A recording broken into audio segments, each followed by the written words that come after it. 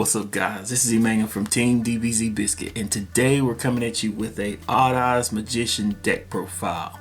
But before we jump into this deck profile, if you're new to the channel, be sure to gallet gun that like button. Also, be sure to final flash that subscribe button. If you want to support the channel, be sure to check out the description box down below. There's many links down there to check out. If you want to, you can check out the Patreon. You can support the channel by doing all these things. But let's jump into this deck profile. Let's see what we're coming at you with. Start things off. We're running 3 Odd Eyes Art Pendulum Dragon. This is the main high scale that you want to get. He also is fuel for other fusion and XYZ materials. He's just a very all-around good card. We're also running 2 Odd Eyes Persona. Persona is just good for being a good low scale and hating on those extra deck monster effects. We're running 2 Harmonizing Magician. I feel that 2 Harmonizing Magician in this build is very, very good. It's going to help you for when this pendulum summon from that hand, being able to get that free magician out of the deck and just going off with your crazy plays. You can put him in the pin scale for every magician that you got face up in the extra deck. You can get a 100 attack point boost, and that can add up. For the other magicians, we're running 1 of the Performer Power Celestial Magician, 1 Black Fang Magician, 1 Purple Poison Magician, 1 White Wing Magician, 1 Zangxi, 1 Dragon Caller, and 1 Oath Dragon Magician. We're running a whole bunch of 1-ofs. You know, in all honesty, a lot of people think that the magicians are bricks, and they can be in certain aspects, but they each have their own purpose for the deck. You got the Zark over here, he's the Celestial, he's over here pretty much helping you to protect and be able to, depending on what materials you got on the field, XYZ, Synchro, Fusion, Pendulum, you can get certain effects. You get extra pluses for the game. You got Black Fang, he's going to be able to make sure if he's destroyed, making your opponent get their attack points cut in half, and also if there's a dark spellcaster, be able to bring that thing back. You got Purple Poison, be able to remove cards from the field, and also too, same thing, reducing those attack points. You got White Wing being protection for them. You got Zangxi hating on light monsters and also helping you to change and modulate levels.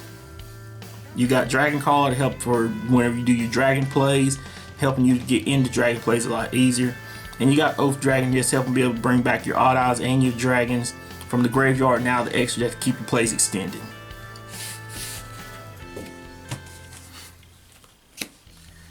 We're also running 3 Magical Abductor. Magical Abductor helps you be able to search out all of your pendulum monsters out of your deck. That can be very useful. It just helps you get a lot of your plays going the way you want to, and just being able to get those counters can help you be able to extend a lot of plays. This is a very old school card, and I remember playing this when it first came out. It's a very good card, whole lot of memories just picking up this deck and playing the Odd Eyes Magicians again. We're running the 1 Bulma and the 1 Vegeta doing the Big Bang attack, and they got their little puppy on the side with the Jackal King. This is just a nice little engine to be able to help to keep recurring plays. You got Servant being able to help to bring out either one of these 2 from out of the deck. Mighty Master Vegeta just do Big Bang attacks, because usually he's gonna have his puppy out there with all them counters on. He's gonna eat the counters off the puppy and just blow up everything on the field. And you got Mythical Beast Jackal King, just making sure you hate on all those monster effects and just hand traps.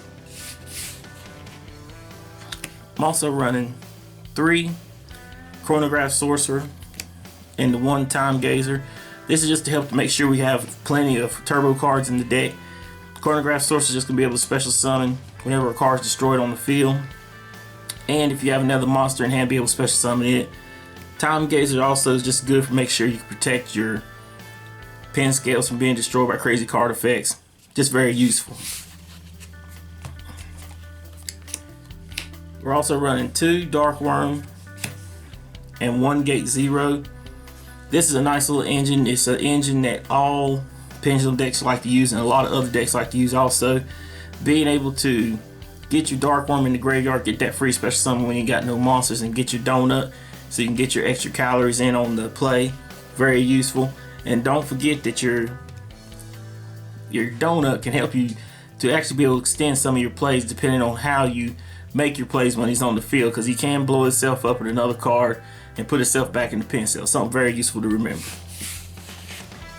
And lastly, for the monsters, running one Destrudo. Destrudo just helps to extend a lot of your plays and even helps you go into your Guard Dragon plays. But that's it for our monsters. For the spell cards, running 3 Allure Darkness. We got plenty of dark monsters in the deck. You don't want to try to banish out any of your magicians if you can help it, because a lot of them help you extend to other plays. But if that play's not there, go ahead and banish out your magicians and just go ahead and hit your opponent in the biscuit. We're running 1 Into the Void and 1 Upstart Goblin. Just 2 very good generic draw cards. Just remember that Into the Void, you're going to have to pitch out your hand, and Upstarts is going to, you have to give your opponent 1,000 life points. But other than that, just make sure you make your plays accordingly. And still, once again, the best searcher, in my opinion, of all the game of Yu-Gi-Oh! You got Spiral Flame Strike. That's going to help you add your level 7 or higher, your level 7 odd eyes to the hand, or if they're in the extra deck, add them back from the extra deck. If you got odd eyes on the field, you can destroy a card that's problematic on the field. I mean, what more can you ask for? I'm also running 1 Summoner's Art to be able to help to get that Art Pendulum faster, and also 1 Duelist Alliance. Same thing, we want to get to that Art Pendulum as fast as possible, because usually when we get our plays going the way we want to have the Art Pendulum in the pen zone. There are plays that we want to do that we want to make sure he's on the monsters in the monster zone, and there's also some plays that we want to do that we want to keep him in the graveyard. We're also running 2 Pendulum Call. We got plenty of magicians that we can search out.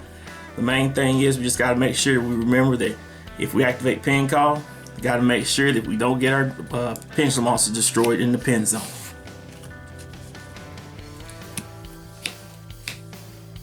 Also running 3 Spell Power Mastery. We want to be able to get to Vegeta and Bulma as fast as possible. That's going to help us to set up a lot of our plays, and also too helping us to get a lot of our counters set up the way we want to.